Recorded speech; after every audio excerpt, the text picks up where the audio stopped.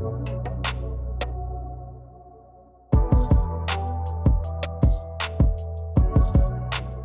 what's going on, guys? It's your boy Logan. I'm here with my amazing co-host Bradley Noble. Welcome to episode 25 of Actors POV. Of Actors POV. We're halfway there to 50. Halfway to 50. Oh yeah, and then we'll be halfway to 100. Crazy. Then we'll be halfway to 200, dude. I was saying the same thing. Look at us, bro. Who would have thought? Who would have thought? Who would have thought? Not me. I would. Okay. Yeah, baby. Here we are. Hope you guys are having a great week, man. Obviously, it's been we took a little week hiatus. You know what I mean? A little bit going on, a little busy. Holiday season, as we know. Yeah. Filming. I forgot. I gotta buy Christmas presents, man. It's bad. I know. I was looking today. I gotta do it on Thursday. I think it's kind of my free day, so I think I need to get it all done. I know. I'll go to like the Dollar Tree. No. I gotta get something better. No. Dude, We're like Sitgo. Yeah, exactly. No, listen, but yeah, I'll just go walk around IKEA and get everybody like a table. Oh, yeah, okay. That's what I was thinking. That's what I wanted. I'm like, I got this from IKEA, this little table right here. Oh. Yeah, it was nice. I saw it sitting there. I was like, you know what I mean? I like saw some the people fabric. eating on it. It's very nice, I know. Good fabric. I chipped it right here, though. It pissed me off. Why did you do that? I forgot what it was. I think it was one of these mics, actually, and I was like setting it up, and I dropped it. Oh, actually, no, I did the same exact thing. Yeah? I was trying to tighten it on here, and it like did it to my, yeah. We're not going to talk about It'd be it. like that, man. Anyways, hope you guys are Sometimes doing it be good. like that. Oh, they're going to sing that. Sometimes I think about is you. Late night in the middle of... Okay, yeah. We're all over the place today, man. We're back. But we're back. We're here. Hope you guys are having a great week, man. Hope you guys have had a couple great weeks. Hope you guys are having a great holiday season, whatever you celebrate. Hope it's good. Hope you guys are chilling. Let me actually scroll this up Christmas, a little bit. Hanukkah, Kwanzaa, Boom. whatever the hell may come next. There's like 3 other holidays as well. So hope you guys are having fun with that, Yeah. man. Eating, having a good time. Food. Can't go wrong with food. I love food. Yeah. Have you ever seen Twister? Yeah. Yeah. Was it Seymour Hoffman? Is that his name? Yeah. So Seymour Hoffman? Yeah. Seymour Hoffman is a real person. Yeah. He plays Dusty. Just food. So classic, man. But yeah. I was gonna say it's that much of a classic. I haven't seen it in so long, Dude, bro. I got it. Dude, they're making the second one. Remember we talked about that with Yeah. what's his name? The guy that did the movie with Sydney Sweeney recently. Glenn Powell. Yep. He's gonna be in it. And then who's some girl? I forgot her name. Sydney Sweeney. Yeah, could you imagine? She could actually play it probably too. I forgot the girl's name, but she looks kind of like Sydney too. Kinda Screw weird. it. Yeah, might as well. Why not? Get more money in the box office. Yeah. But they just did a movie together too. That one comedy. Yeah. No. Yeah. So I heard it was pretty good. is it out already? Yeah. Anyway, we watched Napoleon. We'll never see it. Yeah, we watched a war movie. That's what we watched, baby. People getting blown up. War. Merry Horses Christmas. getting a cannonball shot through them. Hey, it was Christmas themed though. There was a lot of snow. Yeah, it looked like hell though, dude. Dude, that Russian winter, bro. Golly, man. I know. You should have Unreal. just listened and turned around. Yeah, but Napoleon does not care. I do not care. He's a legend. I don't care. We do not care. We do not care. That dude doesn't mess around, man. But yeah, we went and saw Napoleon yesterday, and we had a great time with it, man. It was a blast. We didn't have, no pun intended, we didn't really have any expectations going into it. We just were kind of like, hey, it's a Joaquin Phoenix war movie. Sure, people rise up. It looked, pretty cool. Rise up. Yeah. So the choices we had Hunger Games, The Ballad of the Song, whatever it is. Yeah. Godzilla. Yeah. I feel like there's one more. Napoleon. The Gwyneth Paltrow, or not Gwyneth Paltrow, Gwyneth Powell, and then Sydney Sweeney Sydney, movie. and then it was this one. We're like, might as well do some. I want to see some war. I haven't seen a good war movie in a minute. Yeah, and you know, it's Joaquin. He's got the resume. It should be good. Yeah, it was good. Pretty good. It was pretty good. good. Was it better than Sisu though? I don't think that's possible. No, it's not I don't think possible, that's man. That's the best Oh, movie what of the year. It's the best movie. Number one. They need to make a sequel. Yeah, they're not going to, sadly. They need to make a sequel. Hold on. I want to look up their box office. I want to see what they like finished with, because let's see, Sisu box office, because I think the budget was $2 million for it. Oh, they got $14.3 million worldwide, $7 million in the United States and Canada. Budget was 6 million euros. What is that in? That American I think dollar? It's pretty close, that's right? either euros is like. Oh, I'm not trying to get flamed. I'm gonna shut up. Yeah, I don't know what the It's in the millions, whatever it is. They made their money back, but did they make enough money, especially with promote? But they didn't promote it. I think like there's no promotion. I don't know. €1 is like a. Or You gotta be careful. Be careful. Be careful with it. I think euros are like worth less than the American dollar. Yeah. So it's kind of like, you know how you can go and like, it's like baht, you know what I mean? For like, it's like 50 baht, but that's only like 10 cents in Right. American, you know what I mean? I Right. think it's like 50 cents to like €1 dollar. Okay, that makes sense. Yeah. It's not very much off, but I'm Yeah. pretty sure Like a peso's dollars is way slightly more expensive. Yeah. Okay. All right. Bet. And then watching me be. And I did totally wrong. Yeah, you know? like it's No, backwards, you're close. I know there's not a big difference with it, so Mhm. it's good enough. Good enough. Good enough for me. Good enough, baby. God, look at that sexy man down there, Bert Kreischer. See that? Look at that. Yeah, dude. Now he's all skinny and stuff. Really? You didn't know that? Is he still not drinking He though? went sober, yeah. He went sober, And then so he's still doing that. I think he still is, or if he is, it's very like not as frequent. And dude, he's lost even more weight. Yeah, I remember when he first went on. But he's peeled. Yeah. No, Yeah. dude, he's actually. I see him in the gym. He puts up weight. Oh yeah. He does. He puts up some weight, man. I'm happy for the guy. Yeah. The machine was alright. We reviewed it. It was pretty good. Yeah, it was pretty Not good. bad. I think I expected a little bit more, Me too. but it was like, it was okay. Not too bad. Expectations we talk about is everything when it comes to films, Yeah. and I feel like that's why. I think that's why we kind of enjoyed Napoleon. So let's kind of dive back into that. You expectation wise, what were you kind of think about going into this movie? It's Joaquin Phoenix as a war movie, but like, Yeah. That's That's kind of it? All right, It's yeah, like, same it's here. There you go. Joaquin. I mean, I'm expecting a good performance. It's Napoleon, so I feel like it's got to kind of be. Bro, I was thinking about that last night, bro. I'm gonna try it next time. Let's go. Yeah. So Y'all need to see it. Yeah, we'll just go watch the movie. We're not even gonna expand on that. We might a little bit. Obviously it follows the French king, ruler emperor back in the day, Napoleon. This guy was like 5'4", an absolute menace to society. He did not care. He tried to hook up with the Austria's 15-year-old sister, and this man's insane. He's unreal. That was crazy. He's an absolute menace, bro. Yeah. But listen, he went, dude. His wife screwed him over so much. He was so Yeah. messed up in the head, Well, I'm so glad he finally was like, and she died. yep. Unreal. Unreal. How that worked No, out. dude, she cheated on him like how many times? Like she cheated on him the first time with that one guy, which they didn't go anywhere with that story, and they might in the 4-hour version, but Yeah, well, she couldn't have a kid. That's yeah, why they ended up getting divorced. yeah. Because then So she could have cheated she with whoever, cheated. and he would have been Yeah, fine with it. exactly. Then she couldn't have a kid. They get divorced, and then she died. Okay, so we talked about this as well. So at the beginning of the movie, you see Napoleon deliver this sword to this kid that his dad died in battle or whatever. Yeah. She came down with two kids. Yeah. So what's that about? The idea that I'm getting behind it is like either she was too old. She wasn't that old though. Yeah, but I'm just like I see life what you're saying, though. expectancy Some back people, then. Yeah. Maybe that's just the case Right. I can only get behind. Yeah. Because he makes a good point. We've done enough love making. That dude, Bro, you know how she many was like, there scenes- hasn't been enough love making in this house, and he was like, oh, there's been plenty. Oh, I was dude. like, and you see it. You see all of them. Just like it's the same position and fucking everything, jackrabbit. dude. Yeah, unreal. well, that's what Why is he so aggressive with it too? This is just one thing we were talking about the other day. It goes back to where like I really like how he played into that like awkward. You got a beard. I got a beard, yeah. Into that awkward effect. No, you actually have hair. No, I know. Yeah, there you go. The awkward effect. I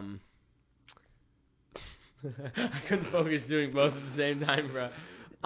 No, yeah. So like, it just like even with that, like I know it's like, adult privacy time right Yeah. there, but it's like you notice he never switched position or like that sounds weird, but like I genuinely think Well- it's his inexperience with women. Yeah. When she's like, "How many you've hooked up before?" He was like, "Of course, Yeah. yeah, I've dated." Yeah.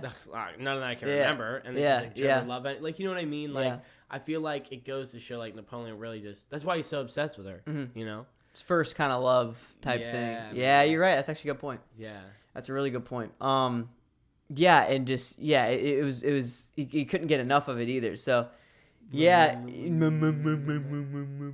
the first time he did it was so good. He walks to the room and there's like 3 of the maids or whatever there, and he just like looks at her and he goes, and then the maids look like, what the hell is he doing, dude? And then she goes, get out. That's all she says, get out. Then they leave and he goes closer, and then they just go right to it. Yeah, knows exactly what's about to happen. Like, what the hell? It's a great choice. Great character choice. It's a great character choice. I wonder if it was like actually in the script, or if Joaquin was like, I'm just gonna do something stupid, you know? He totally just did that. I have a So feeling funny. he totally just did that, Probably. to be quite honest. Dude, so funny, bro. Yeah, so that happened multiple times, and you see everything. And yeah, so I think probably my favorite part of the film, or one of my favorite parts of the film, you got like the cool, war scenes and stuff, but I love the relationship between him and his wife. I thought both actors did incredible. Yeah. I thought they played their characters very, very well. And just seeing their relationship develop in actually a pretty realistic way. You know what I mean? They had these really deep conversations, but they understood each other's humor very well. She just obviously, I don't know, just wanted to screw everybody in town. And Napoleon even says, like, yeah, I did the same. But it's like, they make you take his side because it's like, we haven't seen him mess with any other woman either. So what's going on with saying? Right? Like, it's like he's lying. He has to be lying. He's trying to come off intimidating. Has to be lying. Because that made no sense to me. I was like, because even when he wrote to her, he was like, I want to know that you're only mine. Yeah. Da da da da da. So it's like, you can tell it was very much like one-sided. Even when they would show in the scenes, like, she would like look bored of him in some scenes. You know what I mean? During it. It's like the equivalent of like a girl being on her phone. Yeah. You know what I mean? Going through Instagram. That would be horrible. Yeah. That's the end of it, man. That's terrible. So like that's the equivalent. She was just sitting there like just reading a book. You know what I mean? It's like, oh man. So she seemed very bored of that. Seemed very bored of him at times, but obviously she wanted a little bit more when it comes to her like sex life. And yeah, I feel like he was definitely lying. I mean, one of my favorite moments in the entire movie, dude, is when there's a couple good moments, but one of my favorite moments is when they're talking about their like affairs or whatever, and he's like, yeah. She's like, have you been with other like women? He's like, yeah. And she was like, were they really pretty? He's like, most of them. I'm like, what do you mean most of them, dude? Yeah. Like the way he said and delivered that line was perfect. Like that's actually another thing that I love about this movie is it didn't take itself seriously. Mm-hmm. Like there's biopics out. It's a pretty serious topic, with the whole cheating thing going on. Him being the emperor and ruler of the France during this big revolution. Yeah. You have and really important time, when it came to colonies and creating your territory and marking it, taking over the world. So what every emperor wanted to do back then was take over the world and control it. And so it's a serious topic, and war's a serious topic. Yeah. But it didn't take itself seriously. It had fun with it. It was intentionally funny and then unintentionally funny at times. That's what created a really fun story. I thought a very engaging story. You know what I mean? Mm-hmm. No, one of my favorite points was when he ends up getting with the Austrian daughter, and then he's like, do I look like my portrait? And then she was like, yes, you're even more handsome in person. He was like, you're handsome. I mean, beautiful too. Yeah. And I was like, it goes back exactly what we were talking about the last 10 minutes. It's like, I just really like that maybe wasn't intentional. Like maybe he intended to do it, but it probably wasn't in the script. No. He probably just kind of did that on purpose, did a little klutz on purpose. Yep. But I like how, you know what I mean? I agree. I think it goes to show like one of the best things, obviously, to what my expectation was, we were going to get a good performance. You know what I mean? Yeah. Now, part of it is like my only slight negative to the movie, and you know what that is already, and I'll leave that for later. But the actual performance itself was amazing. Yeah. Was amazing. Yeah. You know what I mean? Yeah. You watch it, it's Napoleon. You know what I mean? You can just bring it up now if you want. Yeah, let's bring it up now. Guys, this man did an American accent. I looked it up today in the car, dude. I want you to know this. People are pissed. On my way to my appointment, articles.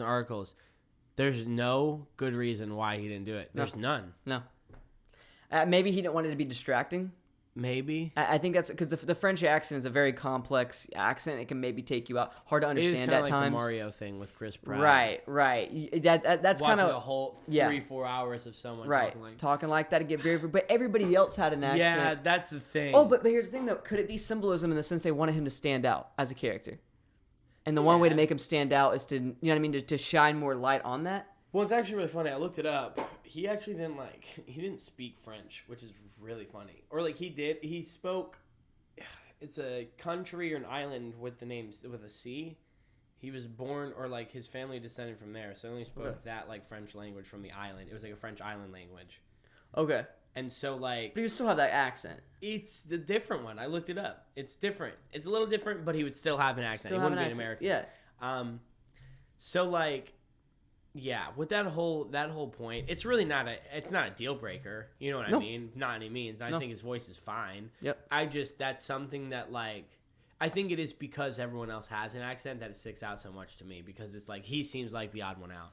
But if it's symbolism, then I feel that's exactly what you're looking for. Right.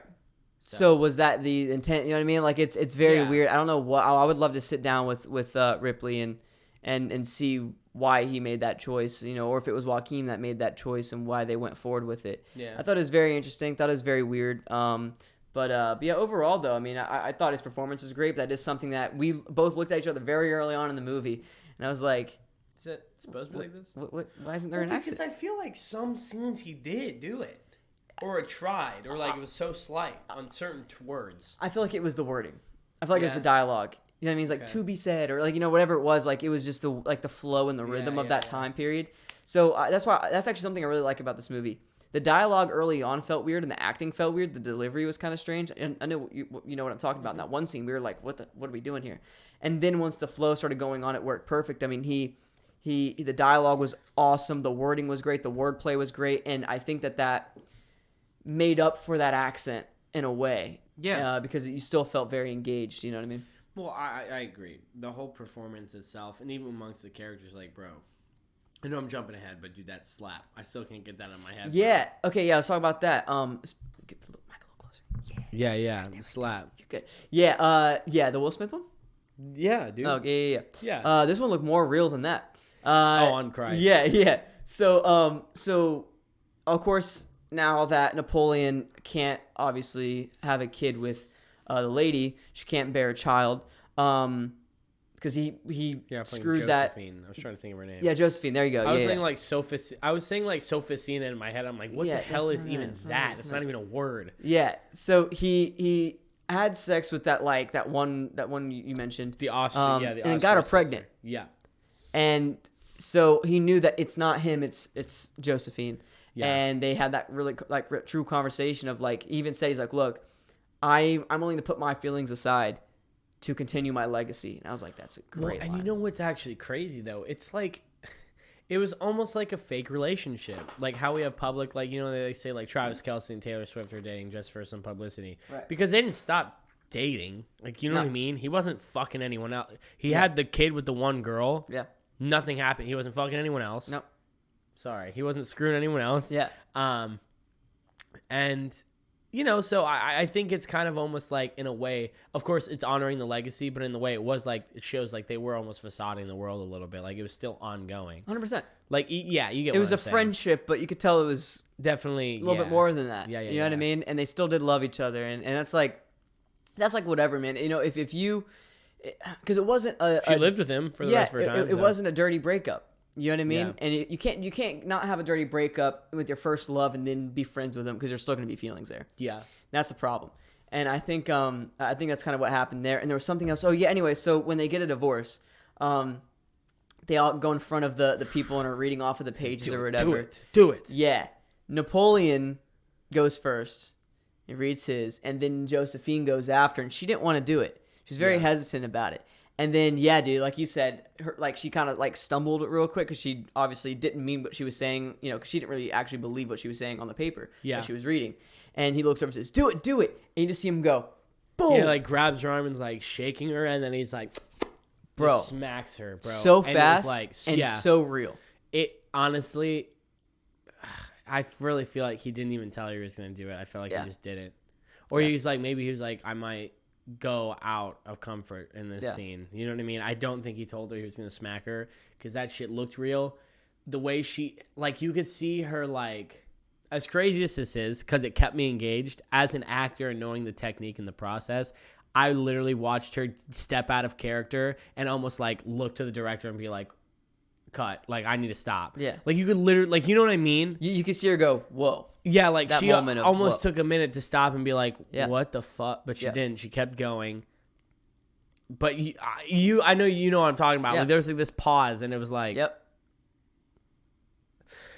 and she continued the line, and because I thought it was gonna be, and I was like, no, yeah, I don't think she expected. No, I don't think so either. And if so, incredible acting. Give them both Oscars, Dude, because it truly felt like it truly you and felt me were both like it was real. No, I know us, like, we were literally Tensions like, were my like- jaw dropped. I was like, whoa. Oh my! 'Cause it felt you can so see real. it in our face right now. We're still Yeah. like, oh my god, So holy crazy. shit! Because, like, you got like the Wolf of Wall Street slap, and they Yeah. they're like, oh, it was a real punch. It looks so fake, dude. Yeah, yeah, I don't know I if they get what didn't you're even use the real punch, if they used a fake punch. Is what it looked like.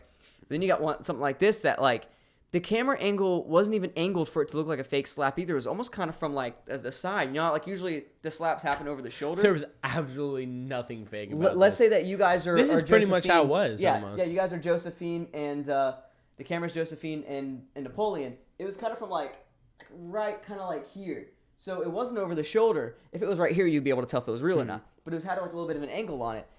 But usually they put more of an angle on it. So it was such a weird, like, No, you watched I don't know, man. him bank all in one. It didn't cut. It was all one take. He smacked the It was shit one out of her. like one action too. It wasn't a boom, boom, boom. It was boom, like mad fast. I was Yeah. like, Jesus.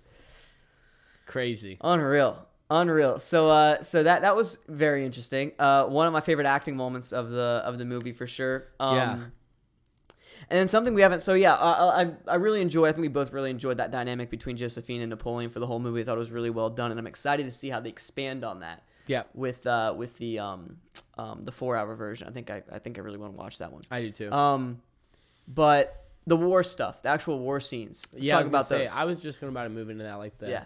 the set design and the scenery and stuff. It's like, of course, it's all real life, so they have to go and hit these marks. But you know, the locations that they pick and like the way they design them, it doesn't have to be a certain way. So I thought it was amazing. I thought every shot was really cool. One thing I liked about this movie is I feel like he's almost right in a way, like every shot still feels necessary. Like, Yeah. you know what I mean? Yeah. And we talked about that like longer version that could explore more. And it's like, I wouldn't watch that because of the reason that I'm saying, you know what I Yeah. mean? I feel like everything was meant for it. You know what I mean? Like the war stuff was amazing. And I loved how it like showed you the battle and how many people lost and had his logs in between the battles. Like, it's so funny too, because he never, and I realize this, he never would accept defeat, even if he lost. Nope. In that the one before he got exiled, he was like, after a hard-fought battle, we won. And even if they won, like, the battle in terms of the war, that was the one where they lost, like, hundreds of thousands of, like, they lost. You know what I mean? Yeah. So it's crazy. It's 4 armies that are bigger than his one army together. Yeah. And he still held his own for a little bit. Yeah. Unreal. But yeah, no, so the set in general, like just going to the different countries, because you do go to the different countries. You go to Russia, you go to Ukraine. Yeah. Austria was the other big one, right? Austria, yeah. And, in England. Yeah. Yeah. The English were, dude, everybody hated the English in this movie. beefing. Yeah, they were, Yeah, dude. but then they all switched on him. I was like... Which was crazy, bro. I never knew about that part of the history, man. And the fact that he trusted Austria, what it was, he flirted with his 15-year-old sister, man. When that happened, think about it. They were close, man. And then he said that to me. He was like, dude, from there on, the whole vibe was thrown off, dude. Yeah. And then it just became absolute hell. what was It's really funny too, because one thing I noticed more. He never really like when they first talked to him about becoming the king. He was like astonished by the idea. He was like, king. Yeah. King. It's like those one twins on TikTok. Yeah. Where they're like, oh yeah. At first, I said yes, and I was like, wait, you just said there's 2 twins on TikTok, and I was like, there's a lot of those. Was it the Pointer Brothers or whatever? And I they think do I the know stupid exactly little, what yeah. I It's think like you I know look what in the you're mirror, talking and then the guy's like, yeah. But yes, no, get out of the room. Yeah. Get out of the room.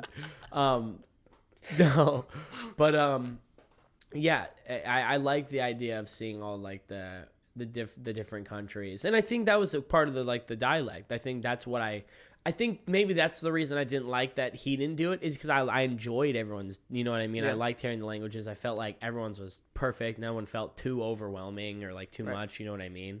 So, but no, really cool overall with like all of the set and like the nationality stuff, bringing it like the war content to it. Well, and looking back on it, there was no actual French accents even within the French army.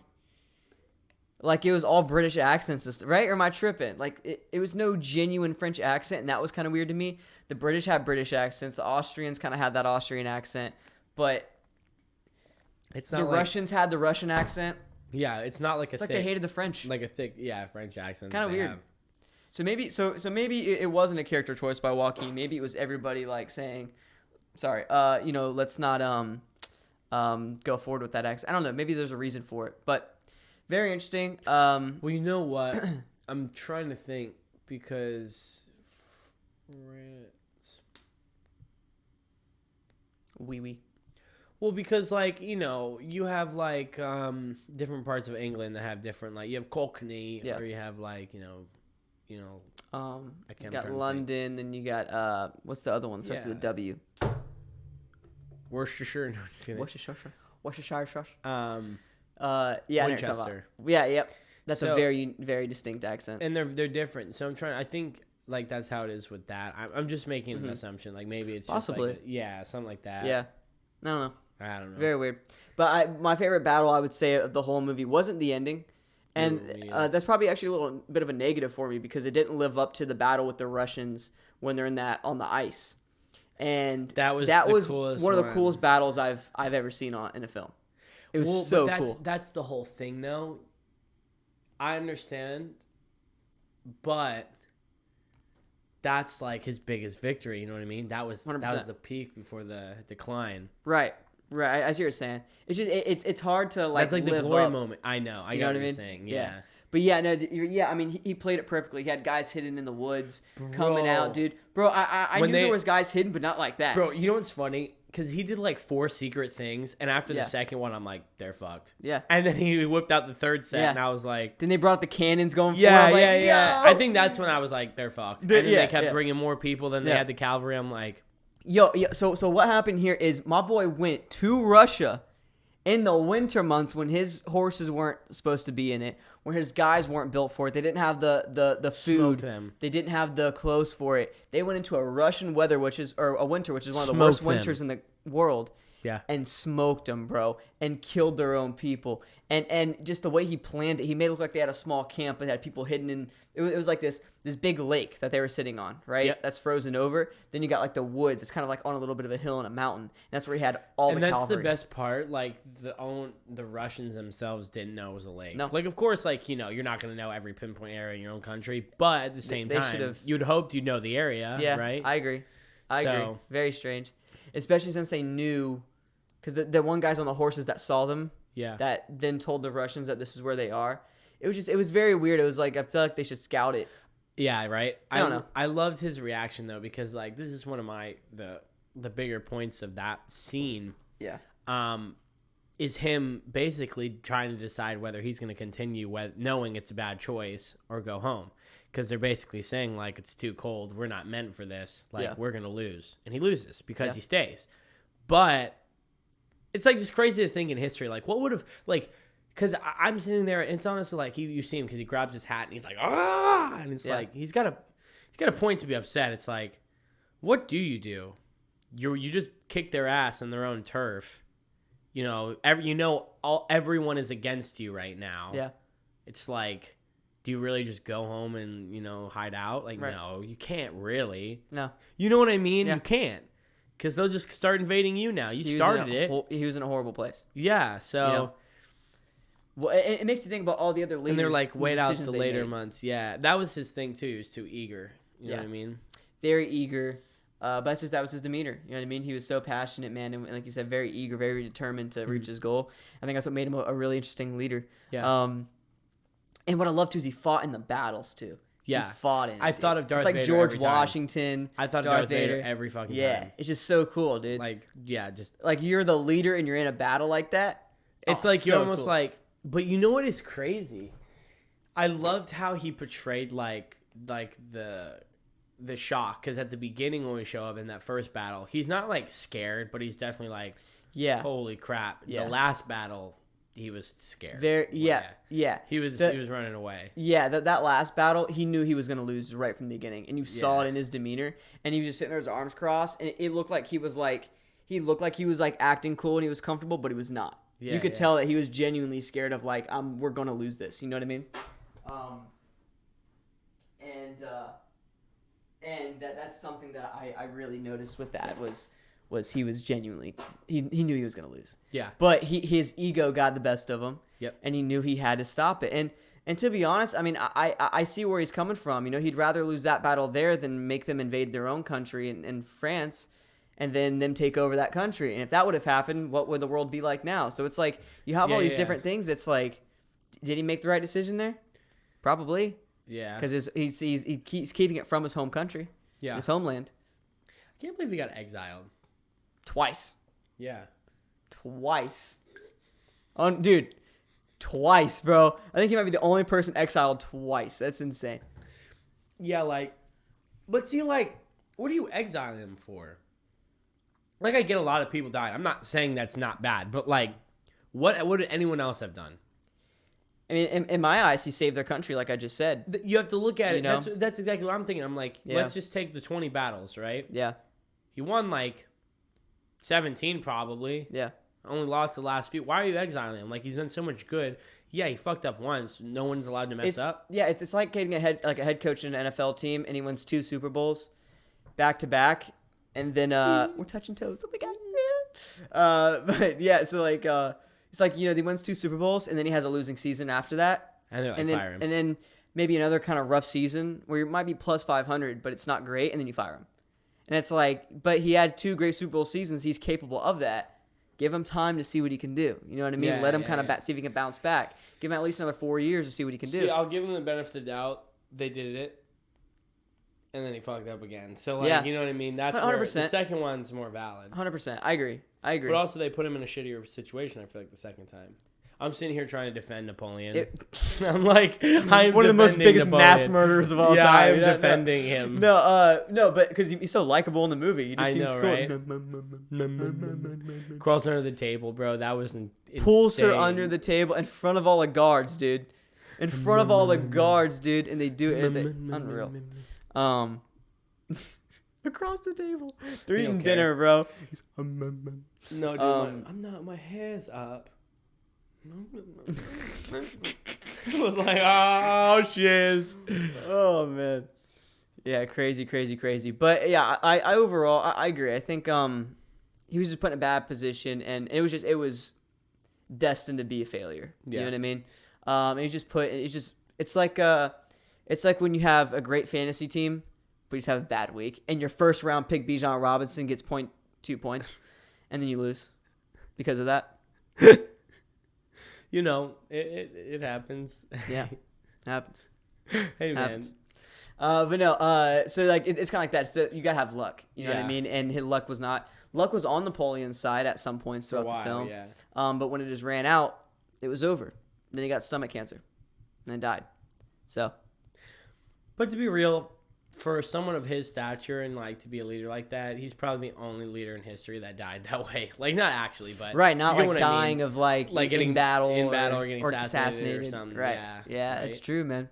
That's true. But fighting in the battle like that's so cool. Yeah, because it's George Washington did the same thing though. George Washington. Well, because I was gonna say someone like, I don't even want to bring someone up, like Hitler or like what's his face from Russia, like the new one. No.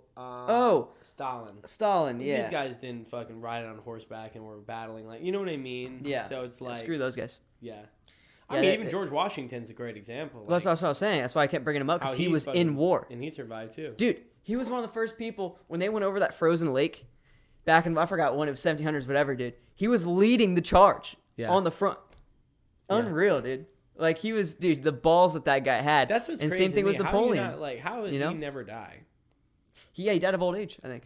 No, I know, but no, I'm saying like how no one like just snipe. I think that was the thing that they were saying with Almost Napoleon. got Napoleon in that one scene. But remember, and they were like, no, it's not worth it or whatever. Remember that? Yeah.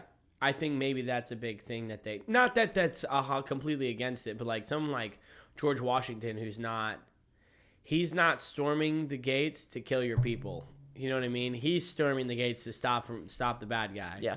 So it's like, I don't think, same thing with Napoleon. I mean, I guess Napoleon was the bad guy, wasn't he? He's kind of the bad guy. A little bit. Yeah. It's a weird situation. Intermission.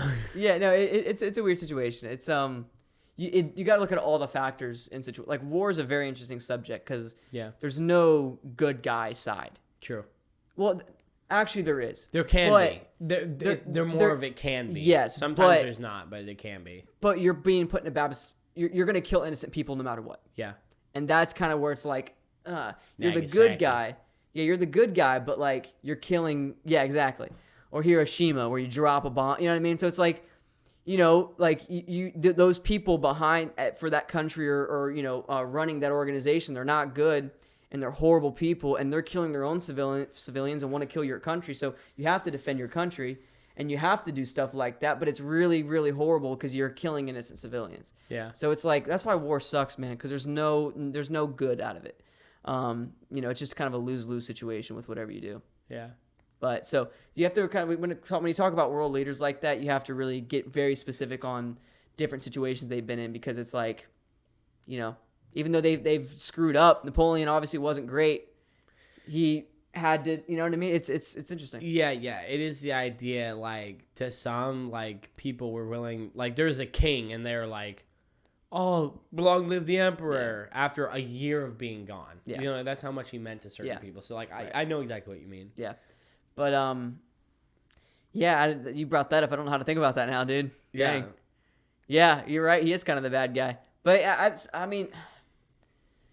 but what did the British do to the French before that? Why did he not like the British? And it's not even his fault, though, because, like, everyone just said it's, like, remember, like, every scene, bro, everyone always said it's, like, it's not that he's not nice, he's just has no manners. And so it's, like, it's not even that's just what I'm trying to say. He never had a bad moral. Dude, imagine he's looking at, like, the Britain. He didn't have a genuine bad bone in his body. Like, he wasn't trying. You get what I'm saying. He wasn't trying. His intent wasn't like something like Al Qaeda or something like that. Right, you know right. What I mean? Instead of like the bad bone being like his femur, it was more of like a like a when they finger. were trying to talk with him, it's the idea. It's not like he was like a malicious, like iron thumb ruler. That's why they couldn't talk to him. It's more of the fact if he didn't get his way, he'd whine and bitch. Right. You know what I mean? Very narcissistic. Yeah. And so I guess a lot of people just didn't want to deal with that. Right. So I wouldn't necessarily like in terms of like history, like that's why Napoleon isn't looked at as like near say a villain. You know what I mean? You know what I'm saying? Like he's still looked at as like a war not in the hero. same group as Stalin, Hitler and Stalin, and he's not. Yeah. Kim Jong Un and all that. Yeah. He's like kind of like his own thing. Yeah. Like the things are just different from back then that they are today. Yeah. Like you know what I mean? Yeah. Like things are more different morally. Things are different. Right. Unlike what people think. Right. Okay. So that's another thing too. Like the slut line. Time relevancy. Yeah. So you have to really look at things just that were the slut line. He says slut. We don't know if they said that back in the day. We were kind of just I don't think they do. I thought it was like some other. Because fuck, I understood. That's been around for a while. Yeah, not to be just dropping bombs on the potty here. No, but they say in the movie. We're quoting the movie. Yeah, they're saying the film. Yeah, they said that. They said shit. Shit. Yeah.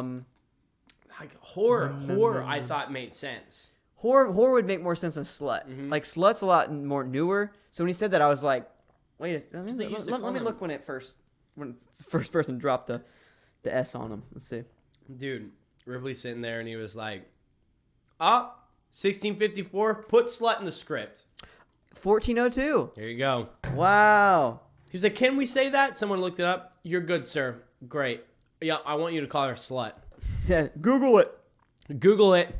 Where did horror come from? No. 1530s. So slut came first. What? Yeah. Slut seems so modern, though. That's what kind of threw me off. Never mind. I'm hating on the movie when it doesn't deserve to be hated on. All right. That's crazy. Yeah. Whole insane. like whole sounds like you have an accent behind it. Whole. You know? I don't know. Like your French hole. What I'm saying. I don't know. They said Crazy. that. They said that in Napoleon, so they did. Well, good for them. Yeah. But The time relevancy. Besides the Like you have to really look at like what's going on during that time and look at what would, like I said, what were the motivations behind. Like I'm really interested to see why he hated the British so much, and then why the Austrian and Russian government hated monarchies, whatever they were. Why they hated the British government as well, and I want to see what made them switch like that. Why do they hate the French so much? Like there's something that went down, because if they truly did hate the British, then they wouldn't have switched on France like that, unless they were I think they were all scared of Napoleon, though. I think that's what it was. We learned. Yeah, this is all from. That's what it is. They were scared of Napoleon. I'm trying to think, because this is at a time I learned this all. This is what I'm trying to say. I learned all this all in school, but I'm trying to remember everything. Like, this is at a time before, like, I don't even know if America was founded yet. What year did he die? 18 something, right? Oh, at that point, America would have been founded. Yeah, we're 1776. Yeah.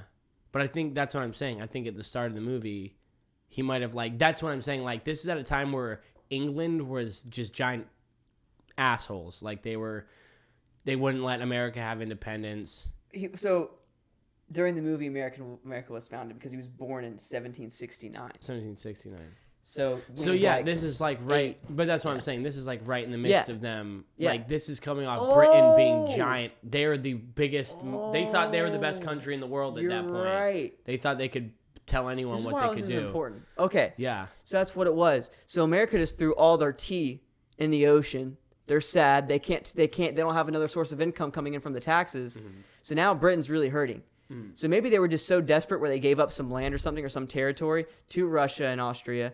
And then maybe, you know what I mean, that maybe they flipped it then on Napoleon, because they were scared of Napoleon. Yeah. They were really scared. And that was another thing. Yeah, of course they were scared of him. But that's they became, I'm pretty sure they were allies for a little bit. I mean, we are allies with France now, but during that period, I'm pretty sure they did, because of, that's what I was saying with England. That was the whole overall, for me, that's why I kept thinking he kept hating them so much. Yeah, I didn't think about that. Because then they started combating for who had, because they fought for, it's not the actual reason, but they wanted to find out who had the biggest army in the world at that point. And I remember that's where the boat line comes in, because the giant battle was when England came to France on their boats, and England won. Dude, England was unreal in the ocean. They were the first navy. Yeah. Yeah, they were unreal. Yes, exactly. So that's why he made the comment, you only have boats, because that's I love that comment. That's something I understood too. I was like, oh my God, I know history. Yeah. So that's actually crazy though, because we beat England, but England beat France. This is 100%. I learned all this in school. Yeah, America, we're insane. We're just insane. We're just different. So if you follow the head-on-head matchups, if you follow that means the Eagles are going to win the Super Bowl this year. Yeah, I'm telling you, you guys are going to win. Being so serious. Yeah, we will. Yeah. Just tush push every play. Tush push every play. Why don't you do that and just play the clock management? Yeah, right. On a real note, you're going to get 5 yards. Yeah, 3-4 yards every play, at least. It don't matter. 3 downs. Dude. And then after you do it 4 times in a row, or 2 times in a row, then what's his name? AJ Brown. Devontae Smith. Down the field. Dallas Goedert. Fast and Tyreek Hill. Okay, if you guys are guaranteed playoff spot, right? You guys know you're gonna get a playoff no matter what. You know how they sometimes sit out guys. Yeah. Like last season. I'm so scared of that. But what if? Oh, it's true. I know, because you got fantasy and stuff. But what if you guys just say, screw it, let's do a game plan where it's just tush push and deep ball to Devontae Smith, and you just do it just for fun.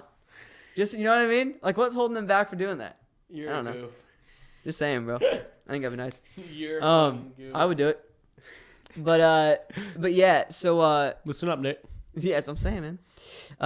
Stop crying. But yeah, no, we got Chris Stapleton back, man. But yeah. So I think we kind of hit everything I really want to hit about this movie. Yeah, the only other thing that I didn't really touch on that I think is really cool, because I felt like it was so... I was listening to at one point, the soundtrack. They were doing... It was a lot of string instruments. And I don't know if they did that because of the time era. because it worked so well. Like there was one scene, I felt like the song was so weird, not off, but weird for the scene. I think I know what you're talking about. It's like ding, ding, ding. Yes, Dum, it, dum, it, dum. it felt like it was really loud too over Yeah, what was him going on. talking. Yeah, Yes. yeah, Yeah. it's very weird. But I didn't hate it. I just was just No. like, It was intriguing, yeah. Sorry. but yeah, I didn't hate it. That was very weird. I think it could have used some sexy red. Ski, Cut.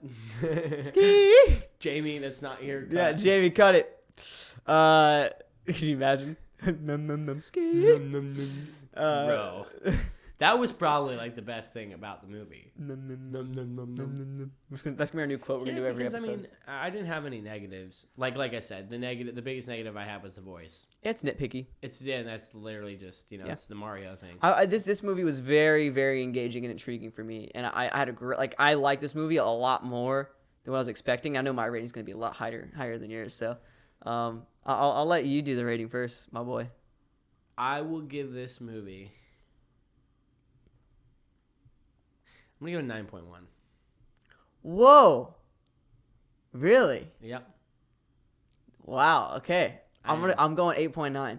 Yeah, I was thinking 8.9 That's at first. crazy. I actually really liked the movie. Wow. Like I Okay. said, I think I'm genuinely telling you. I think a lot of my voicing my opinion, I couldn't really give you a starstruck reason on why I didn't like it. I legit think it's the voice thing. Like I got so caught up in the concept of it's just weird. You know what I mean? But there's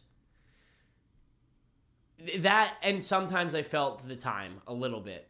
But when you look at overall, there's more history to cover. So it's as weird as it is, I almost enjoy the fact of the time of this more than Oppenheimer in a way, because I didn't feel the time as much in Oppenheimer, but compared to 20-year span, it's not that technically I guess they do go to the end of his life, but it's flashback type thing. It's not how we follow him through the 20 to 70 type thing. You know what I mean? Yeah.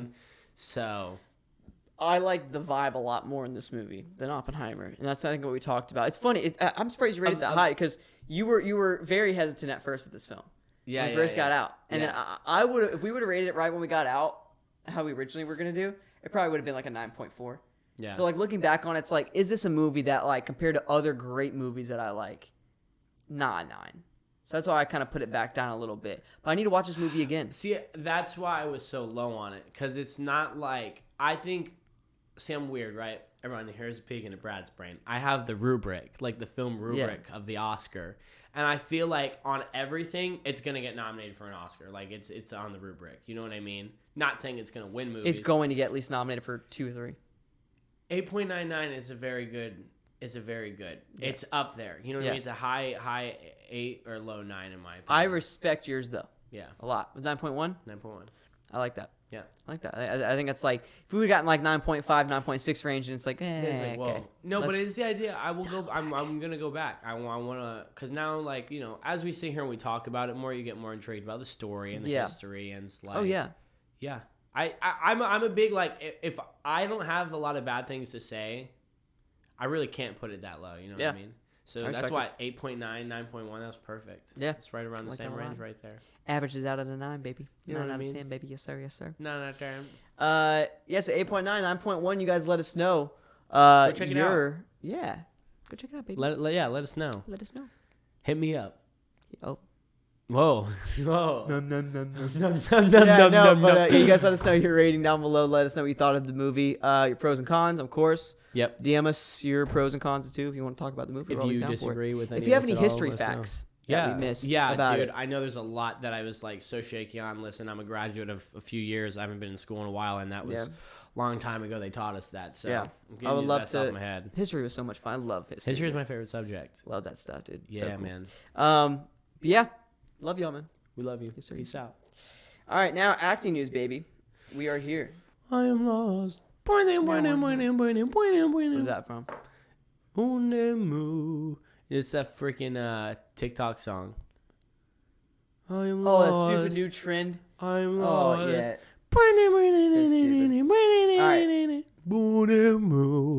Okay, sorry, someone texted me.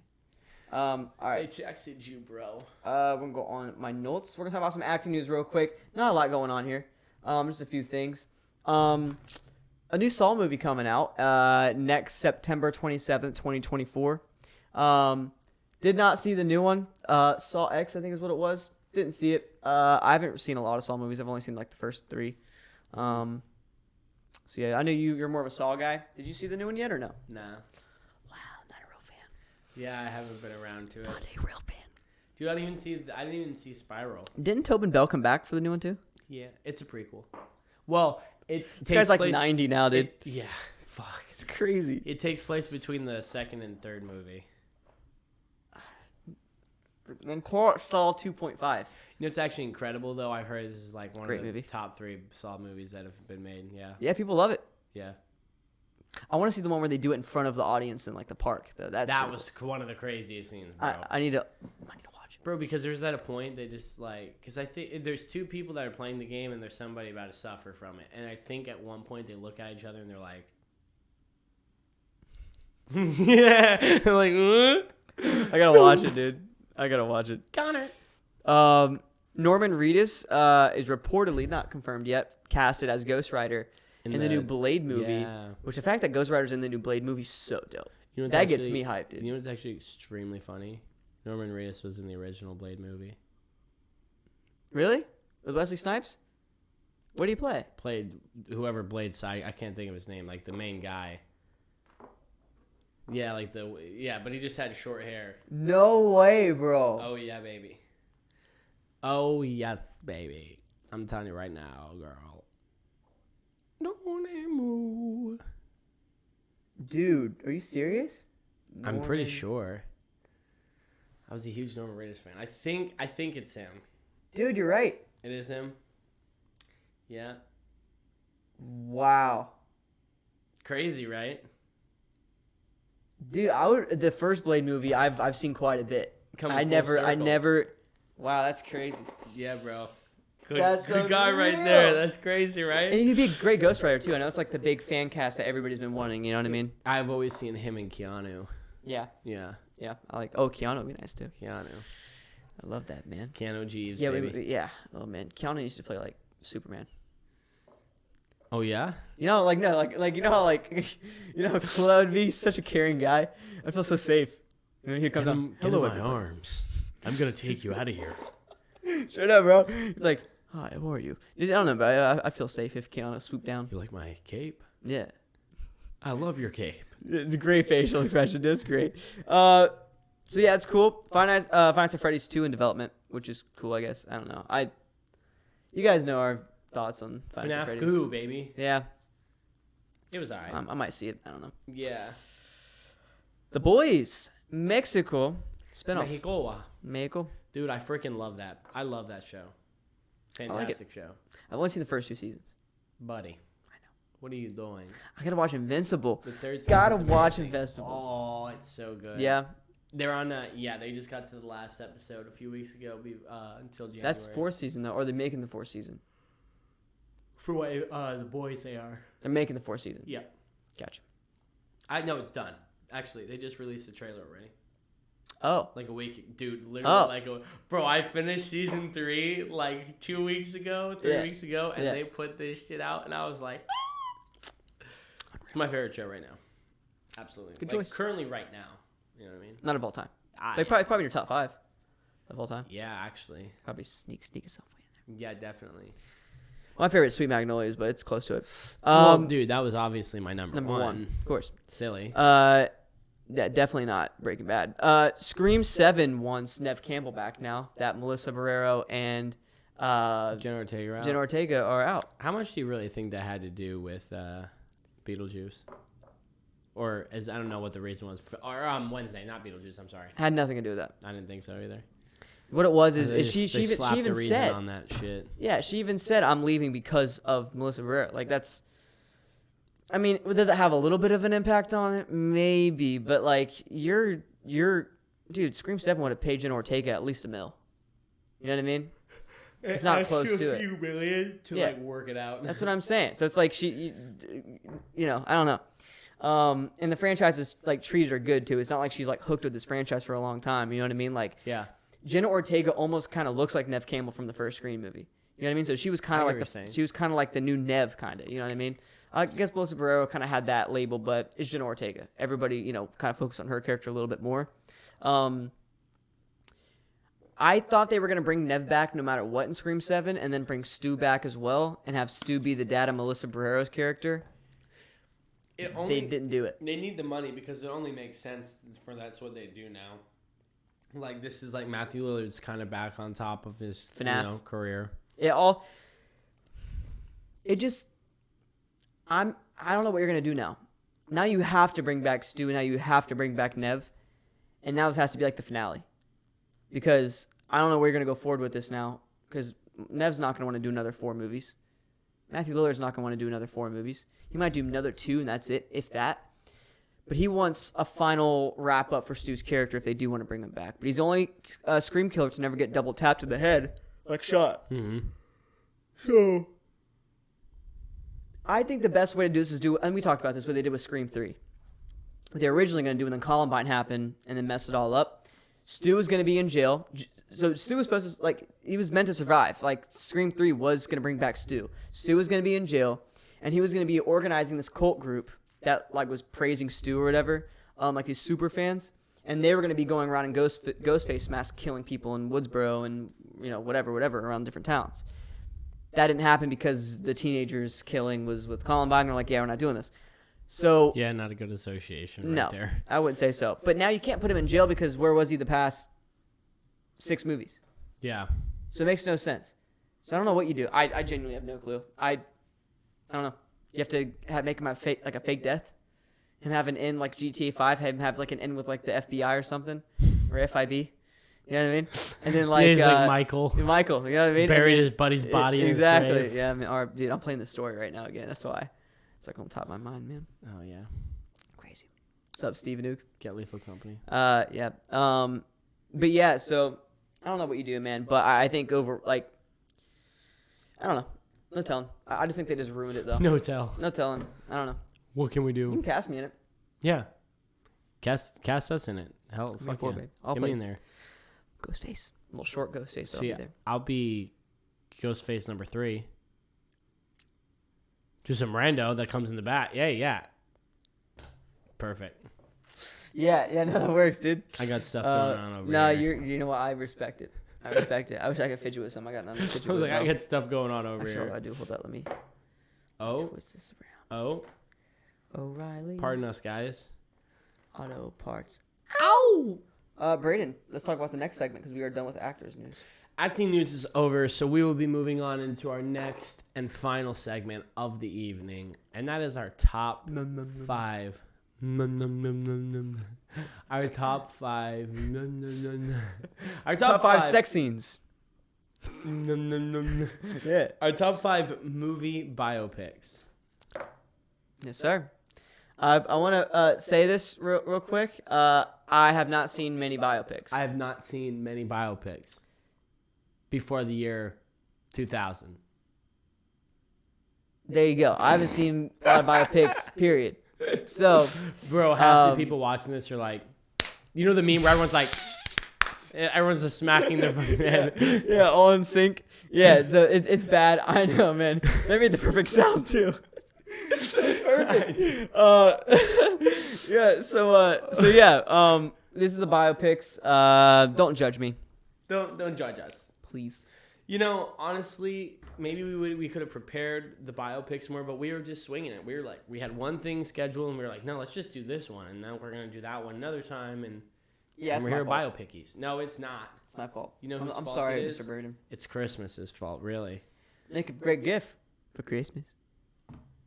Huh? Do you know that kid? Huh? You don't, Kevin?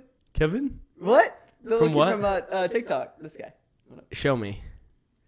He's like the little kid that makes the meme. He's like all the memes right now. No. Show me.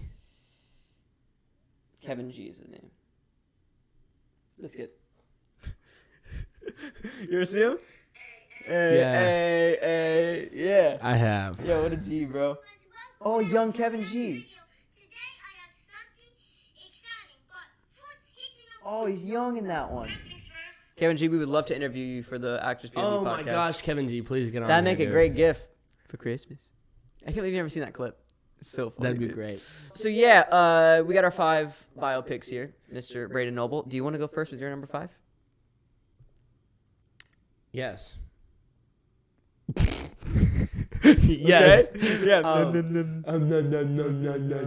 So, okay. I'm going to do two honorable mentions real quick. Oh, yeah, go Because for I'm it. not going to speak about them. I'm just going to shout them real quick. Yep. So my two honorable mentions. The Pianist. It's one of my favorite movies of all time. That was actually, I think, on my top 5 or top 10. Honestly, it should probably be higher, but since it's biopic specific, I've already said it before, so I kind of want to give room for other movies. You know what I mean? Make it fair. Which is actually really funny because I think I have another movie on here that was in my favorite movies. But good? this one is just like, you'll see why. Yeah. So my actual top 5, and then the other one was Hacksaw Ridge. I was telling you about that earlier. So good. Because we were talking about one of your picks. Yeah. It's pretty much equal right there. And I was like, like I said, I want to show more limelight to some of the movies you watch. So yeah. Hacksaw Ridge, love that movie. Great movie. My number 5 will be Rocketman. And that was one of my top. That's just my favorite. I'm surprised it's not higher. At the top. It honestly would be, but when I'm looking at pure, like, it goes back to the rubric. You know what I mean? When I'm on my own, like, biopic scale, like, I don't really count. I almost didn't put it on here because I don't count Rocketman as a biopic. And it's more of a musical about him to me. You know what I mean? Which is still like, duh, it's a biopic. Right. But it's not in the same category as something like Bohemian or like Elvis or like Blonde or Tar, like stuff like that. You know what I mean? Yeah. Even Ray, like the singing in it is much more about the performance of the song rather than like, they're telling the story through the song. I see what you're like, saying. Yeah, where like Elvis, you see him singing when he's performing. Right. Like an act, like but he's there's on a stage. Story. But we're like, Rocketman, out of nowhere, he'll look at the camera and break into song and dance while everyone's still like. It's a musical. Yeah, he's in this alternate reality, or like the la. Yeah. And he's like floating. Yeah. You know what I mean? Seen that clip. Yeah. It's in terms of like, it probably would be my number 1 if we're going to count it a biopic, but I almost don't in a way. I feel that. I understand that. I get it. So I put it in its own category. That's why I'm having it at 5. Yeah. Okay. So great movie though. If you guys have never seen Rocketman, as I was explaining, it's all about Elton John and his life. But he was an executive producer, and he wanted it in the way that it was set up like a musical. So like Taron just goes from his line to like literally singing, and then people in the background just start jumping. It's like La La Land a lot. You know what I mean? Yeah. So I like that. Yeah. So, you guys haven't seen it? It's probably my favorite movie ever. I haven't seen it fully through, so I can't really speak on it. Go see it. Go see it. Logan will watch it with you. Oh, my God. Oh, my God. No. He's like, no, I fucking won't. So that was number 5? My number 5. Okay, my number 5 is Napoleon. Oh, yeah, wow. I like it. Wow. I like war movies, man. Anytime there's a biopic and a war movie together, love it. That'd probably be my top. It's probably like 6 or 7 or 8. It's just 7, 8, 9, 10. Well, I totally 12. Forgot I should just name 2. Yeah, no, 6 you're and 7. You're good. So I was like, it's actually an honorable mention. You know what I mean? Yeah, actually. So Napoleon's number 1. No, I'm joking. My phone's backwards. No. We don't want that. Sorry, my bad. not that one. Not that one, man. Fool's Paradise, dude. What is L? I love you, Charlie Day, but not Fool's Paradise. Yeah, but that was not it. You are it. We'll skip ahead to Evan Hufford's interview. Yeah, it's a lot better than that movie. Yeah. Anyway, so Napoleon's my number 5. I love war movies and I love biopics. I think it has the most heart. I think it has some of the most dramatic scenes, with some of the best dialogue and storytelling. And I think this movie overall hit on all those things very well, with a funny bit of dose of comedy in it that made it more intriguing and engaging. So, I got Napoleon at 5. Not bad at all. My number 4 will be Elvis.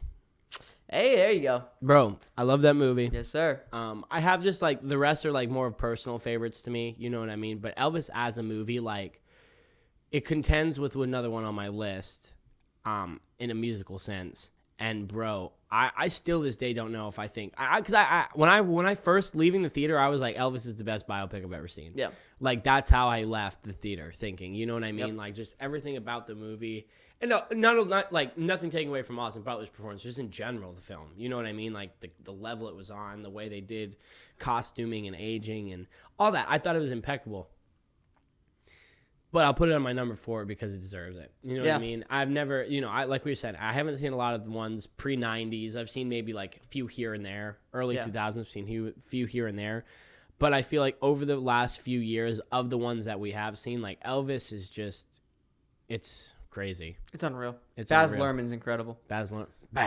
Baz. Yeah, Moulin Rouge, Romeo and Juliet. Baz Luhrmann always delivers. Romeo and Juliet's another film that I love. I think that's the thing. If you want to sit down, that's a movie that's long, but I never feel the time. Never feel the time, which is so weird. Yeah. Because they spend the exact amount of time in each time period, I would say. Yeah. You know what I mean? Like, I feel like that's what sucks sometimes about some movies that, I feel like Oppenheimer's another example. You spend such a long, it's like almost like a 3-act play.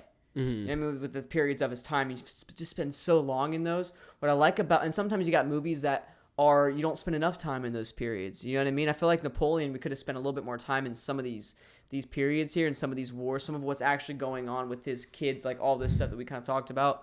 But I feel like with Elvis, it hit it perfectly. Yeah. And there's so much to cover there, and they did it so well in such a short period of time. And I would love to see an extended cut. This film, like a 3-hour, like a 4-hour movie I'd watch of it for sure. Facts. Facts. And the soundtrack's great. Like you said, wardrobe's great. Yeah. Austin Butler gives one of the best performances I've ever seen. Mm-hmm. It's gold. All around, just good. Yeah. Mm-hmm. Even Tom Hanks. A lot of people shit on Tom Hanks. I really like Tom Hanks' role.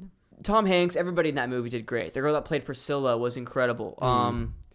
Overall, just great performances, I would say, overall. And what I liked about it is Austin Butler obviously stood out, but not one outshined the other. Like, it was overall, everybody had their bit of time to shine, and it felt very smooth. I really enjoyed it. Yeah. So I'm with you, man. Love Elvis. Good one right there. Yes, sir. What is your number 4? Wolf of Wall Street. Oh, really? Yeah. There you freaking go. Yeah. Listen, when you bring on the OG guy, have him come back an executive producer, have him overseeing the entire production, make sure Leo, make sure Leo performed and executed his character the most accurate that he could have done. It's a beautiful film, dude. It's I've seen it. I remember when I first watched it like a year ago. I watched it like 3 times. Still haven't seen it, guys. It's the only reason it's not on my list. Really? Haven't seen it? Bro, 25 freaking episodes in, and I still haven't seen that. It's good. No, listen, I watched it last year for the first time, so you're good. I'm going home. I'm watching it tonight. Not happening. Cap. Yeah, no, but so yeah, no, it took me a while too, man, but I love it. I watched it 3 times. Like I said, I watched it once, and the next day I watched it again. The next day I watched it again. Only movie I've done that with is Interstellar. So Interstellar and Wolf of Wall Street are the only 2 movies that I've done that with. And yeah, dude, I love Wolf of Wall Street. I mean, it's so funny, but the acting's incredible. The portrayals of the character is unreal. There's a lot of emotion at the acting. It's overall, I love it. And to see how accurate they represented that time period and how they can make such a horrible person such a likable character is so funny to me. Yeah. Like, you cheer for him. You cheer for Jordan, but you hate, but he's such a bad, he's committing fraud in the worst possible way with people that these people's lives are already falling apart. Mm-hmm. They just got, you know what I mean? Like, there's, the economy was horrible and these people are like losing their jobs and stuff. And he's like, yeah, you know what? If you want to get your life back on track, invest some money here. He takes their money and just runs with it. And they screw them out of their own life. Their kids don't have food now. They can't even afford school shoes. You know, because he just wanted to make 50% off of that. So it's crazy, man. But it's such a funny film, man. And Margot Robbie. So yummy. Watch it. Yeah. I will watch him. What's your number? My number 3 is actually another Leo movie. Let me think. his earlier career, I'd say. Not like super Titanic. Super early, a little bit after. It's Catch Me If You Can. I've never seen that. Bro. Wait, Catch Me If You Can. It's the one with Tom Have I seen Hanks. Him and Tom Hanks. No, I have Basically. not seen Catch Me If You Can. Oh my lord! So Catch Me If You Can is a biopic, obviously. Basically, Leo plays this guy, and I can't think of the exact guy's name. Oh, the Flight movie.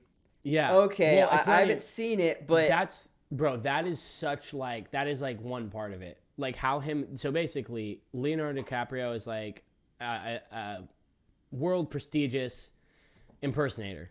Not actually, but like he's just like he's literally on the FBI's list. Like they want to catch him. He goes and like he'll literally like when Tom Hanks catches him, he walks out of the bathroom washing his hands. He's like, put your hands on him. He's like, yo. He's like, come on, chill out. I saw the suspect walk out, so we got to get our stuff together. He's like, can you please put that gun down? And then he ends up going out to the car. Yeah, and he's like, hold on to my wallet. I trust you. And he goes out and drives away, and there was nothing in the wallet. That's that movie. And then he goes on, and if you go and look up the story about this guy, he ends up in the movie, and this happened in real life. He was fake being a detective. He ended up being a doctor for like a year. He ends up as a pilot at the end. That's where the plane thing comes in. There's another job in between that I'm forgetting.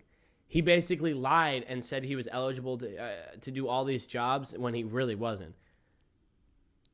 Like, it shows at the beginning, and I love how they play it to the end of the movie. At the beginning, he sees a captain with, like, two girls wrapped around his arms, and he's like, ha, ha, ha, and he's walking in. He's like, oh, like, he wants that. And at the end of the movie, when he's fake being a pilot, he's like this with all the girls, and he's walking in, and he got exactly what he wanted in the end. And that's the thing. The guy got away with it. You know what I mean? Like, That's crazy. So what happened to the real guy? I think in real life he went to jail, but like he got out like within like 10, 15 years. Yeah. I'm gonna look this dude up. That's crazy. Look it up real quick. Yeah, no, it's a super, and I think I love the story of the movie. Cause like people are going to be like, oh, there's definitely better acting performances for sure. But when you look at both of their roles, like they both played their parts so well. The chemistry that him and Tom Hanks had, like you're looking at arguably the two best actors of all time. Like if you want to get technical and break it down, like I'm not saying they're 1 and 2, but they're arguable to be in 1 and 2. You know what I mean? Yeah. So it's like, you know, great cast, great chemistry, great story. Frank Abagnale. Abagnale. Yeah. He's been with the same wife since 1976. That's incredible. That's love. Yeah. Through all that, dude. Mm-hmm. No, but he faked. Yeah, I think kids. using like a fake. No, I think it was still the doctor. Yeah, like literally fake being a doctor, and they show it in the movie because they're insane. they're like, sir, you're needed down for surgery, and Leo's like, you sure it can't be anyone else? Like he's like, you sure no one else can do it? But yeah, man, I think that's one you should totally give a watch because like I wouldn't say like The Wolf of Wall Street. I think is a freaking. Probably like, you know, on the rubric might be a little bit better. But this movie, there's just, man, it's so Wolf of Wall Street's funny, almost overhyped, good. though. You know what I mean? I get what in you're a saying. way. Catch Me If You Can, like, and people talk about it. I've heard people talk about it all the time, but it's not like top 10 movies of all time. It's always there. You know what I mean? That's like Wolf of Wall Street. And they kind of like, it's cool. They kind of become like, they're not friends, but it's like they respect the shit out of each other. Yeah. Like I remember when Frank gets away, like, I can't even tell you how it ends. Dude, it's such an ending. And like, Tom's like, I'll check it out. You know what I mean? Because he's so, so slippery. Like, you know what's crazy? I think, call me nuts, I think they tried getting him into the military after that, or like the police force because of his impersonating. I might be wrong on that. It was maybe before that or after that, but I think he had something to do. Maybe that's why he didn't get such a long sentence. That's interesting. Yeah. So I don't remember, but... That's really cool. It's kind of similar to Artifice Girl where they use the AI. Yeah. That's cool. I like that, man. Yeah. That's dope. You use the bad guy to your advantage. Right? I like that. I'd rather him be on our team than someone else's. Right. Yeah, good choice there, man. My third is Hacksaw Ridge. Really? Yeah. Yeah. It's number 3. Yeah. Another war movie, not the last one. It's so good, dude. Yeah, I love it, man. I mean, Andrew Garfield just really his first performance, people are like, okay, he can act. He's not Spider-Man. Yes. He is an actor. Yeah, He's Andrew Garfield. And his portrayal of that character is incredible, man. And when you actually dive into the history of that Bro's character, due for an Oscar. Did he win an Oscar for that? No, right? Nope. I was gonna say he's due. I think he might have got nominated. He did. He got nominated last year, the year too, for Tick Tick Boom, or the King Richard year. Yeah, unreal.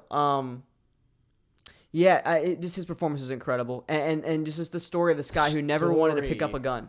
I love this, and he plays it so. He's this skinny so well. Little, farm boy. Yeah, and like he plays it so well. He sees the pretty girl at the doctor's office. You know what I mean? He's like, "I'll make her my wife." Your mom's like, "What do you mean?" Dude? So yeah, no, I mean, this was Andrew Garfield's time to really shine here, and I thought he did it really well. The war scenes are all good. They're gory. It's intense, but I like that intensity. I like war movies that don't hold back, and this is a movie that doesn't hold back in a lot of ways. Mm-hmm. When they get up on that big hill that they're getting, it's all incredible. I really enjoyed it. Yeah, I love the ending when they're all coming down the side with the roping system, I guess. Yeah. You know what I mean? And then like with him, if you haven't seen it, no spoiler, but like watching him and it's like, oh my God. Yeah. Did we just get through this whole fucking movie and he died right now? It's like, are you kidding me? But I don't know. It's like you said, like the way he played it, like it's not to say that's, because we can go back and forth on the whole thing of like playing something like Elvis. What's harder? You know what I mean? Like an army or like something like that. But when you look at like, he took this role of being this insecure, not even insecure, really confident but reserved is a better word. Reserved person who wouldn't just like there's no justification. Like it's his morals. Right. You know what I mean? Just did it in such a way, like you said, like I don't know, it felt real. Like I felt like I knew someone like that, and it was just like shit, bro. Like it was just you're sitting there rooting for him the whole time because you're like so you don't understand why he's doing it, but you're so absorbed by it. Like very intrigued, very engaged, intrigued, brought in by the performance, and that really comes down to good acting. I think good writing, good pacing, good editing, all that coming together creates a good little product. So that's why it's my number 3. It won 2 Oscars. I was looking at the awards earlier. I can't remember even what it won for. I just know it won 2. Got nominated for like above 60. Rightfully so. Yeah. I mean, deserves it. Yeah. No question. But no, super good movie. That's why I had to put on the honorable mentions. Excuse me. Yes, sir. I respect it. All right, now we're in top 2. Get top serious. 2. Get serious. Serious. Mr. Brayden Noble. What's your number 2? It's Oppenheimer. It's Oppenheimer, bro. Ooh. Yeah, bro. Oppenheimer. All right, let's hear it. There's something about Oppenheimer that like I really like that a lot of people like. I'm not saying didn't, but like I watched it 3 times in theaters. You know what I mean? I don't know a lot of people that have seen the movie 3 times in theater. You know what I mean? Yeah. I think me getting involved in acting like this, it's a very personal thing for me. I think getting into it at this time and being like just kind of like captivated by the performance that it was. This movie in a way, and I think it was what I was trying to explain yesterday. I feel like what this movie does better than really any biopic that I've seen is the personal level of feeling. Like I felt like we were with Oppenheimer the entire way through. Not that we aren't with Napoleon, but like when he's like when they're all talking into the room and like he's like sitting there and he's like this and you hear like it's 5, almost a first person 4, 3, yeah, and everyone's like voices in the background. And then it's out of nowhere, Oppenheimer, and he's like, huh. Like, you know what I mean? Like, I just felt like we truly were with him. Like, I just felt like we're holding his hand the entire way of the movie. You're in his brain. Yeah. Not that, like, even like Elvis or Napoleon or that wasn't in a way, but you know what I'm saying? They're not. Like, They're not. It's a very different movie. That's third person. Yeah. This one, you are seeing the world through Oppenheimer's eyes. Yeah. That's what you're doing. And I think maybe this is even the fact we jump back and forth because that's when like the black and white were like the scenes then, or the flashbacks. Then they had certain scenes that were coming from his perspective and they had certain scenes coming from other people's perspectives. I don't know. I just felt like my brain is so intricate and stuff. Like for me, like the acting performance, of course, incredible, astounding. Everybody, you know what I mean. Everybody was and unreal. That's something common, of course, on every list or every movie we've said. It was very well done, though. Yeah, for sure. That's what it is. Very different performances for the actors. Yeah. I finally felt like it was this movie that had, like, and I think what it suffered from was the hype. I think I agree. Because I think it lived up to it for sure. But I also think, like, at the same time, how I told you, that no one's gotten this crazy over, like, Barbenheimer. Like, that thing that they did it on purpose. You know what I mean? Yeah. You know they did it on purpose. Yeah, it's before the movie came out. Yes. You know what I mean? Yeah. Exactly. Like, after a week in theaters, I've seen movies get big, but Endgame is the best comparison. Yeah, exactly. And so, yeah, man, the performances were good. The story, it's a good story. It's true. It's an honest story that happened. So it's a fine line to walk on. Yeah. And they executed it very well. Yeah. Because they could have did some things that would have pissed a lot of people off. And you know what I think the best thing about it is? That movie really, like, made me think. Like, afterwards, I just really thought. Like, and not that any of these other ones I named didn't. Right. But, like, you almost... I think it is the retrospect of going back and forth between third and first person. Like, you don't know... As we don't know who to agree with, like, in something like Napoleon, like, I really don't know what's right in Oppenheimer. You know what I mean? Right. Because, like, that's the whole moral question by the end of it, is, like, what is what we're doing right? Yeah. So I just think it was, like, so different in a way that it was, like, so just there for me. Yeah. I respect that. Yeah, it's like you said, man. It's a very weird situation to be in. You don't want to get behind your competitor. Right. But you also are creating a weapon that if you just drop, like, 4 of them, the entire world's dead. Yeah. So it's like people are going to, like, replicate it and make it better after. Oh, yeah, and it's already gotten better. Yeah. I mean, it's like the hydrogen bombs, whatever we have now. You could drop 2 of them, and I think no life is on the planet. And that's actually what's really crazy in that movie because, like, Oppenheimer, like, when you really look at his points, like, he never told the guy no. He was just like, a hydrogen bomb wasn't possible without the bomb that they created. And so he's like, why are we focusing on something that we don't even know if it's possible if we can't even make this one possible yet? You know what I mean? Right. Super interesting fact. You just said the hydrogen bomb, and I just thought about it. Yeah. But, yeah, man, I don't know. That movie was like, yeah, man, freaking love that movie. It was good. Yeah. It was really good. I had a good time with it. I sit here, I think it's going to win a lot. You know what I mean? It will. And if you guys want to see our reviews on it, you can go, or review on it, go to the episode right here. Where is it? Yep, boom. Episode 24. One of my favorite episodes, actually, we've done. Heck yeah, bro. And we went through all the movies that we couldn't talk about during the strike. And Oppenheimer's one of them. Yep. There you go. Yeah, I'm with you, man. I totally understand that pick, for sure. And you obviously... That's another thing, too. Some of these movies hit you in a more personal level, and that's what this one did for you. So. And that's why I was like, once you hear the explanation from... Like, honestly, like... and not even in a bad way. When you tell me, like... I use this example to people all the time where you're like, yeah, my favorite movie is Grown Ups. Like, off the grip, when people are like, huh? Yeah. But then, like, when you sit there and talk, I literally... First thing I always do every time, I'm like, what's bad about it? Yeah. I'm like, tell me something bad, and then we can start. Yeah. You know what I mean? I'm like, but you can't. Depends on criteria and what you look for in a film. Yeah, and like that's a personal what is bad thing. about the story is bad. What do you mean? Because somebody told me it was like, yeah, it's a bunch of old dudes getting drunk together on set and like running around. That's life. Yeah, that's what I aspire to be when I'm 40 years old. That's what I'm saying. I'm like, when we were kids, that's all we ever wanted to do. Yeah. That's the story. That's the childhood dream with your best friends. Like, what do you mean there's no story? Yeah. So no, I totally get the personal thing. For sure. My number 2 is American Sniper. Chris Kyle, man. Bradley Cooper. Everybody's been saying that Chris Pratt would have played a better Chris Kyle, and why he might look like him a little bit with like the facial hair and stuff. No. Really? No. I meant no. Performance-wise? Yeah. Dude, yeah, whoa. Number 1, Bradley Cooper looked just like Chris Kyle as well in the film. I was going to say, I kind of feel like he looks just more like him. Yeah. And his performance. Like, it's up there with Austin Butler and Elvis for me. I'm totally agreeing. I think he got snubbed. I don't remember who he yes, lost he did. To that year, but... Who was it? When I saw that movie...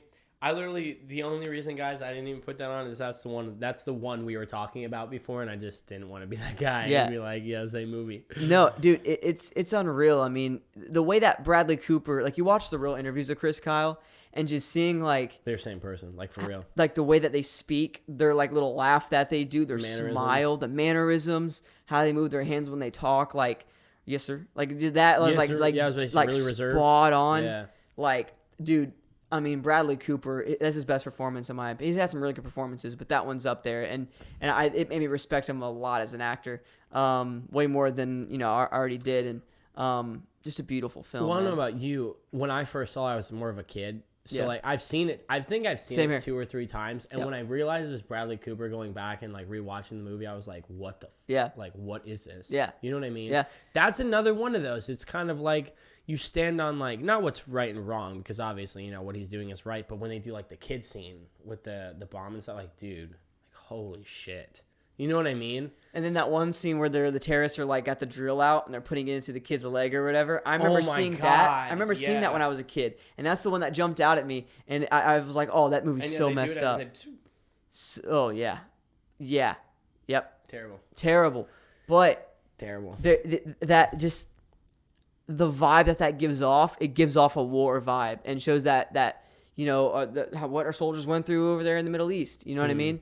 And Afghanistan, all that, and just, I mean, such a intriguing film. And it's sad. It's not a funny. Yeah. It's not Napoleon throwing mum. No, this is like it's messed up, man. And there's some funny, like they'll make quick remarks to their buddies and stuff throughout, but it's like it's true. Like Napoleon almost had even goofy the ending, humor. It's not even a happy ending. You know what I mean? Right. Yeah. It's not a happy ending, but you know what I mean? They had like that goofy humor. Yeah. This movie, it had just like a true humor that like you say with your boys. And yeah, the ending, man, when he actually died, all he was trying to do was help out another soldier with PTSD, wanted to go out taking him shooting, and you got shot by the guy. Yeah, it's crazy. You know that story too, right? Yeah. Yeah. So messed up. He was trying to help a guy and he just turned around and just shot Chris and the other guy. I was like, he killed someone else too. It's sad, shot man. The other dude. Yeah. I don't know. Oh yeah, I think he shot him. Yeah. So it's just like, that whole family has been through a lot, and the fact that he like didn't die in war, he died from another soul. It's just the irony behind that, and just that dude, the scene where he takes that shot like 2 miles away, or whatever it was, man, was unreal. And then because I knew that he died, but like when I watched it, like a year ago or whatever, actually it was about like 6-7 months ago, fully through after seeing it like when I was a kid, but. When he shoots that, and then they started like evading the building that they're on or whatever, or invading it, and then they finally get out the back door and they start running after the truck, and Chris Kyle like starts like start fade away a little bit, and I was like, this is how he dies. I didn't know how he died. I was like, yeah, he's dead, and then he climbs on. I was like, oh wow, that's crazy. But yeah, no, that whole ending to that movie, dude, it was so shitty because like they picked a perfect guy to like almost look like. It's a good guy, but you so can tell he's a villain, bro. The actor was perfect. Bro, yeah. He was so sketch. When they walked to the car in the front of the house, I was like, please don't get in that car, bro. And then the wife even, remember, was like... You sure you want to... You sure you want to... Yeah. Like, yeah, well, Yes, sir. Yeah. Yeah. Yes, sir. Crazy, yes, sir. Man. Yep. Yeah, but that's a good one right phenomenal there. film. I love it. That's why it's my number 2. That's a good one. Yep. Mine, it's kind of obvious at this point. Knowing Brad. Let me take a guess. Knowing Brad. Citizen Kane. Bird of the Dolphin. Yeah. So that's my favorite. No, my favorite biopic is Bohemian Rhapsody. And I was debating between that or Oppenheimer just because of how Oppenheimer was. But there's something about just Queen in general with me. It's almost like the Rocket Man one. If they had made Rocket Man like Bohemian, I'd probably have Rocket Man the number 1. Yeah. But when we go off, no offense, it's the same reason why, and I love Rocket Man. It's the same reason Rocket Man didn't get nominated for an Oscar and Bohemian did. There's a certain way they went about the movie, like Elvis. You know what I mean? Okay. It was more biopic. Sure. And at the time, Queen was like, next to Elton John, was like my favorite band. And funny enough, I don't know. I remember when they first been like saying they were making a movie, I was like, I knew Rami Malek. I already knew who he was because I played Until Dawn, the video game. Yeah. And then I saw him on my Mr. Robot or something like that, yeah. Whatever it is. But I had known him like years before, and I remember I was like, I always thought, I was like, that motherfucker looks so much like him. And then he did it, and he kind of like, it's hard for me. The reason I put him at number 1 over something like Elvis is because, in a bad way, not in a bad way, he did it first. You know what I mean? Like, that's my only reason. There's no good actual reason, but the same way I felt in Elvis, I felt all of those things in Bohemian. You know what I Okay. mean? Like watching that when they did. Have you seen Bohemian? Nope. I know. Okay, so I'm gonna give you a little insight on the end of like Queen's existence. So Queen and them were good. They were a good band for a while and stuff. Yeah. Freddie got so hyped up and popular, he signed a solo career deal by himself. That's what and happens. he left the band. Yeah. His singing career was not that great without the band. Really? Yeah, the songs that he sang were just not good. You know what I Yeah. mean? Like, not to be that guy, like, they just weren't good. You know what I mean? Yeah. That's So usually what happens. they end up coming back together as the band, right? And they don't even want to perform with him. But he tells them he's going to die from AIDS. He's about to die in like the next month or two. And then so they go and they perform at that, the HIV AIDS thing. And that's the iconic performance of him in the white tee where he's like, hey! Yeah. And so the night before, he had not sang in months. Like 6 months, 8 months, because the singing career went to shit and he was depressed and shit. Right. For a singer to not sing like that for that long, that's like not hitting legs for 8 months and trying to come back and hit your PR. So that's why if you hear him, he legit cracks a lot. And like, not even in a bad way, because he does a good job where you never really notice it, but as like a technique kind of guy, like I can hear it. Yeah. Like, you know, he cracks on some of his higher notes. Really? And that's because he only had the night before to like rejuvenate Right.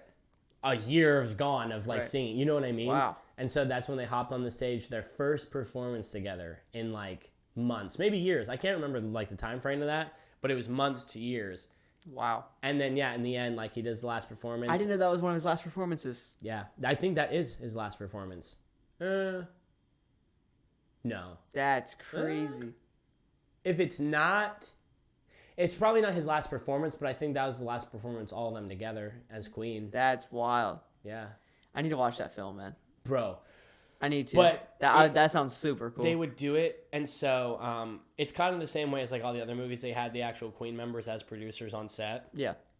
and you know they would tell them. I've seen clips. They're like, we just go up to him like, "You're Freddie, man. You are Freddie." You know what I mean? Like, you are Freddie. Yeah. And it was crazy. You see the clips of them side by side, and it's like same time their hands going up. Like he looks at the crowd the exact same second that he does in this. Like, dude, I was sitting there. So spot on. Yeah, and so this is me, fresh in high school. You know what I mean? Biopics aren't that crazy. I was just like, Yeah. Yeah. You that's been with you longer than Oppenheimer. yeah. You know what I mean? Just on a more personal And standpoint. that's right. And that's why I told you, like with Elvis, where I was like, I debated on. That's the first movie I compared it to be like, is this better? Because Did it first. I get Yeah. it. I get it. yeah, Makes sense. but they're like, if you love, because I know you love Elvis, you should totally watch. It's almost like Bohemian. what's that movie, man? Oh my god, The Interstellar, but from like that Stanley Kubrick did. You know what I'm talking about? 13. Nope. The Martian. The space one. The Martian. Nope. Stanley Kubrick. It's like way back in like the 60s. Alien.